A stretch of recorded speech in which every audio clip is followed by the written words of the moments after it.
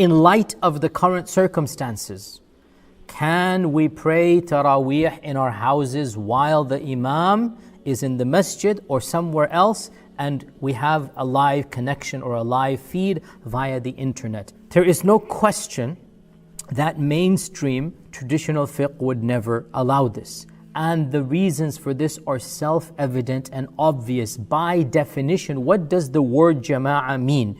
The word jama'ah means a congregation. The word jama'ah means physically coming together.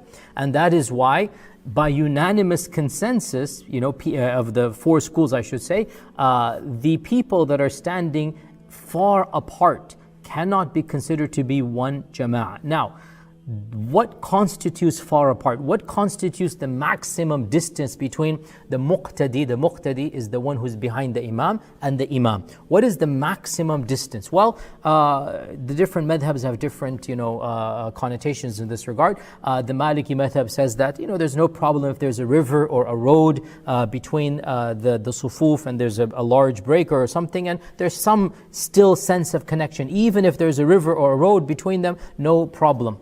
Imam al-Kasani, in his famous book Bada'i' al-Sana'a, which is a Hanafi book, one of the earliest Hanafi books, he says that the Hanafi position is that if there's a gap of 2 rows, then the jama'ah is broken. So, roughly 10 feet or so.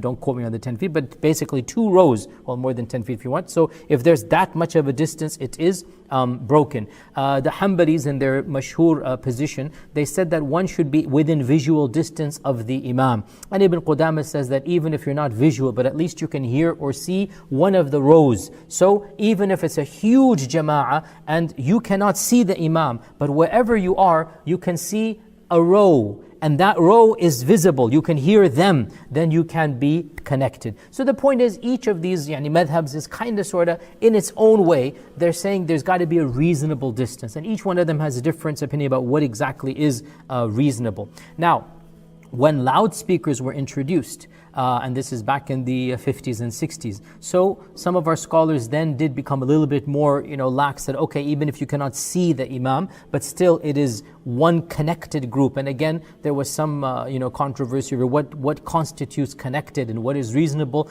But still, nobody said that just because you can hear the imam very, very far away, you can still pray with the jama'ah. There has to be some sense of connectivity.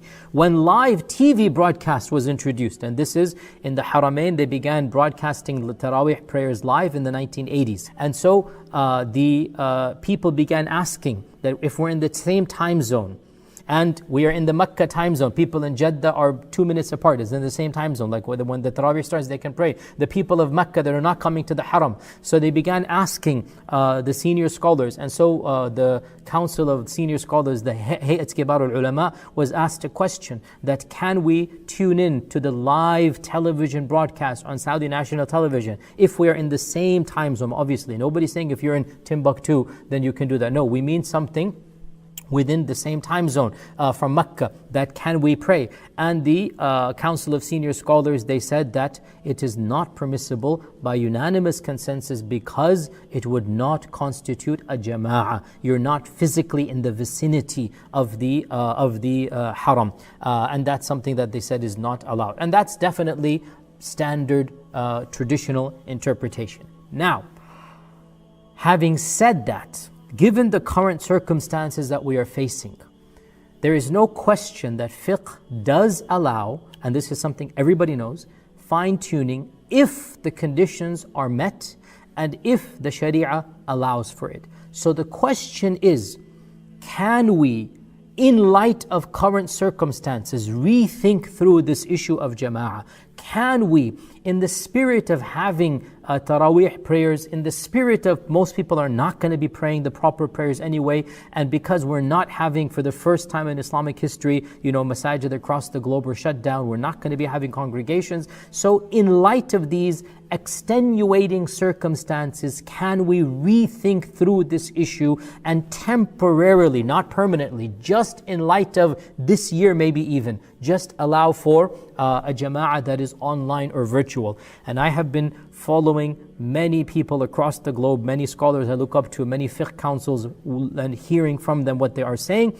And A number of scholars have allowed this. Most famously, yesterday, Sheikh Muhammad Hassan Waladadu, one of the great allamas in every sense of the term alive, Sheikh Dadu, he did give a very explicit fatwa in which he said that it is permissible, and he said that it is permissible only in light of current circumstances, only as an exception to keep the spirit alive. And he says this is a nazila issue, or it's an issue that basically we're giving in light of today's extenuating circumstance. And there are some other small voices as well. However, and I'm just saying this for information, however, that having been said, please be aware that as far as I know, up until today that I'm giving you this lecture, as far as I know, no fiqh council in any part of the world, as far as I know, has allowed online jama'ah.